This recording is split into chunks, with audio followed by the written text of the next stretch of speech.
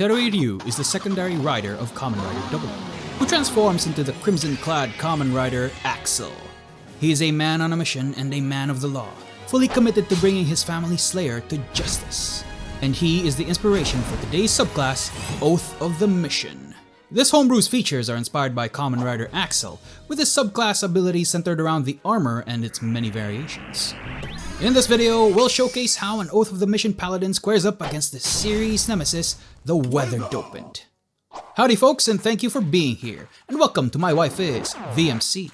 I'm DMV and you're watching Husbando Homebrew, a show where we take pop culture to pen and paper. Like Philip and Shotaro, Terui is also a detective.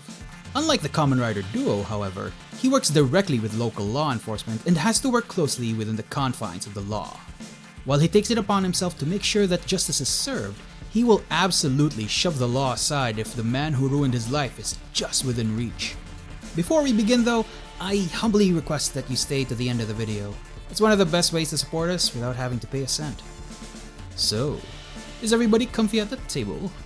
Make sure you insert that like guy memory and...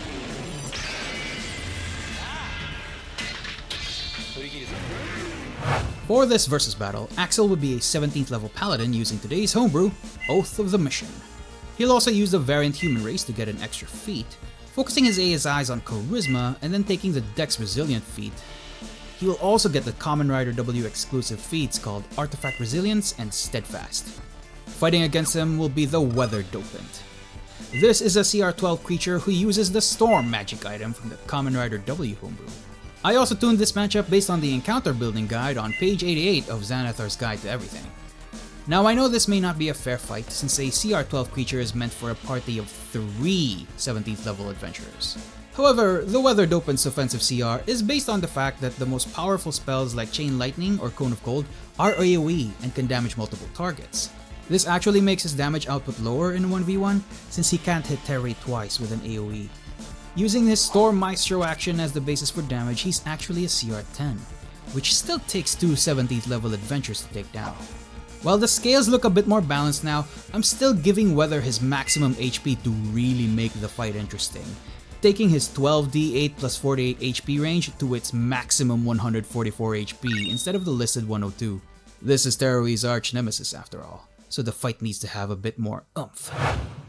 Deep in an abandoned quarry, Terui Ryu is finally face to face with the monster who took the lives of his family. The unassuming well-dressed man takes a confident stance as he inserts a USB-like device into his ear. His body transforms into a regal white and black form with a sash reminiscent of an Eastern thunder god. Undeterred, Terui takes his own red USB device as he transforms into Kamen Rider Accel, using one of his 2 channel divinity options, Armor of Purpose, which he can use as part of rolling initiative.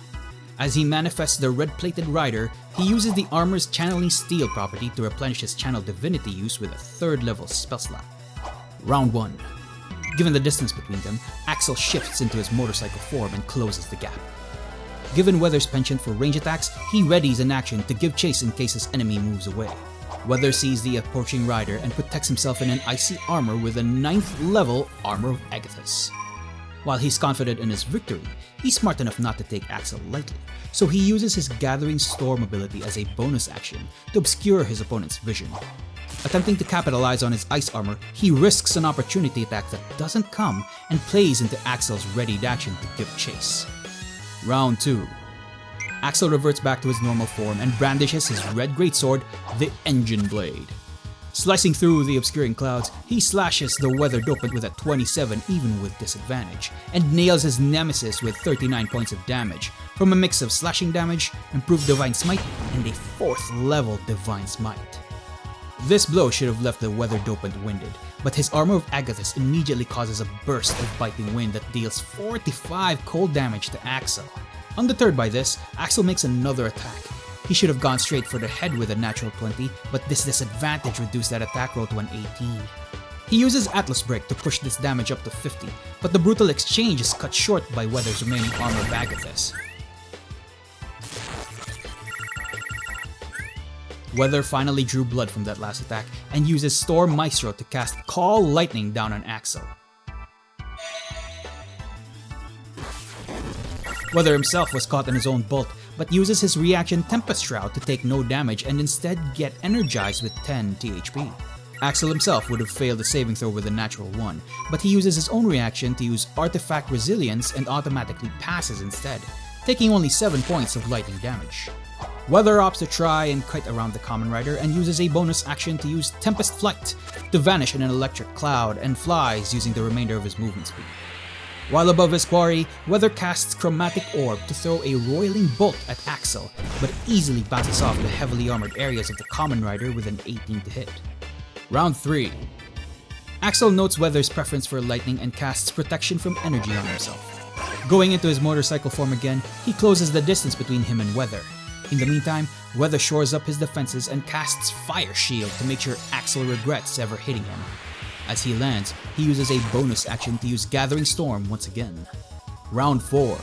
Without missing a beat, Accel gets right in Weather's face, flipping forward to revert into his humanoid form and coming down with an overhead slash. Cutting into the white dopant form of Weather with a 20, he uses a 3rd level smite and deals a total of 38 damage.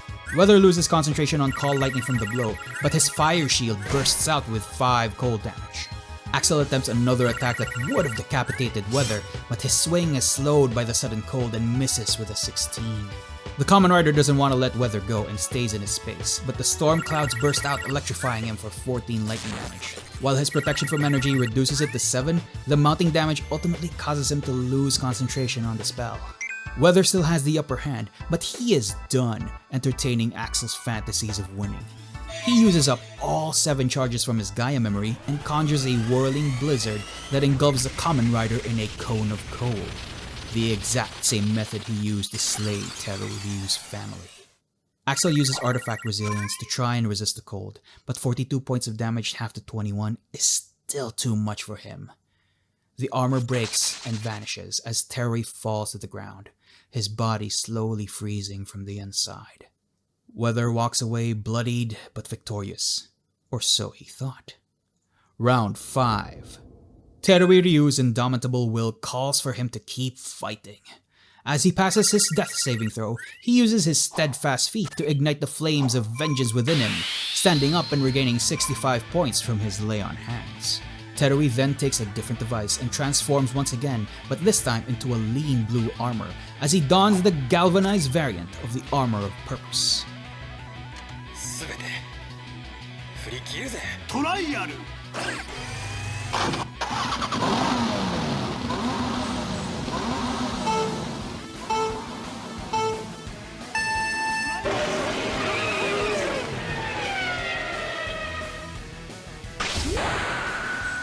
Not wasting any time, the blue Kamen Rider uses Purposeful Trial to cast Haste, dashing directly into Weather's space and nailing him with an unarmed strike, delivering a total of 31 points of damage with a 2nd level Divine Smite.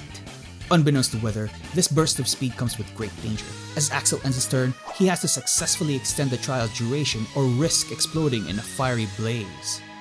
Weather charges up his Storm Maestro and casts a lightning bolt straight into Accel's face, and yet he dodges the crackling beam with ease. As a reaction, Accel uses Aura of Calling to draw from what remains of his lay on hands and fully nullify the residual 15 points of lightning damage that he would have taken. Weather uses Tempest Flight once again, and vanishes into a cloud once more and using height and distance to fire a Chromatic Orb. Accel is too fast, however, as Weather misses with a 16. Round 6. Accel easily closes the distance with his galvanized speed, but he can do little against a flying target out of his reach. He has to get creative, and empowers his engine blade as a bonus action that allows him to make range attacks. Even then, Weather is still out of reach, so with that same bonus action, he vents out the excess heat from the sword and casts Fog Cloud to prevent Weather from directly attacking him. In the meantime, he readies an action to dash straight towards Weather as soon as he finishes his attacks. Weather only has an idea as to where Accel is, and has to land to line up a lightning bolt properly. Not taking any chances, however, he makes sure that he is at least 70 feet away from the Kamen Rider. As soon as he takes his place, his bolt parts the fog cloud immediately and clips the blue Kamen Rider. Accel dodges, taking only 15 points of lightning damage, and in that same moment as his fog cloud begins to fill the space again, he bursts into a sprint to close the distance. Round 7. Weather is still out of reach, or so the Dopant thinks. Accel swings his sword regardless of distance and releases a bolt of energy that hits him for 26. Using his 1/5 level spell slot, he charges that attack with a 5th level smite. The smite was unfortunately lackluster, so he uses another Atlas break to push his total damage to 47. The energy is too powerful for his dopant form to contain, as his monstrous form finally breaks from the ensuing explosion and drops the monster out of the sky. As the dust clears, the monster beneath the dopant lies on the ground, writhing in pain from the side effects of his Gaia memory. Terui stands victorious and righteous over his arch-nemesis. A sense of catharsis slowly rises from within him as he finally sees his family avenged. That amazing battle was brought to you by you! A huge thank you to these magnificent mallards and an extra special thanks to the top 10 supporters as of August 12. Sonic Date, Thaywind, Jared, Zachary Hukel, Knight KRX, Red, Ethan Harper, Piku, Unstable Table Fables, and the most magnificent of mallards, Cosplay Battle. Thank you all so much for your support. So, we've had a few versus battles on this channel before, with the previous one being Dante versus Bayonetta, and that turned out to be quite an exciting fight. So sound off in the comments any video game or anime characters you want to see in a D&D Homebrew versus battle. Something like Dante versus Kazuya or Hector versus Isaac.